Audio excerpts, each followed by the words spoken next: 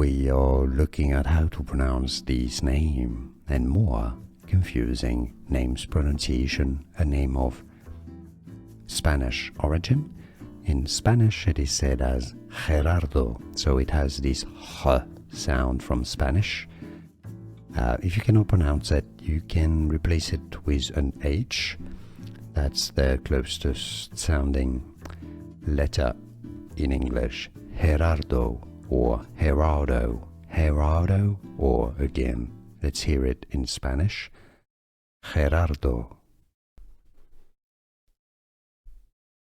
We are looking at how to pronounce this name and more confusing names pronunciation, a name of Spanish origin. In Spanish it is said as Gerardo, so it has this H sound from Spanish. If you cannot pronounce it, you can replace it with an H. That's the closest sounding letter in English. Gerardo or Gerardo, Gerardo, or again, let's hear it in Spanish. Gerardo.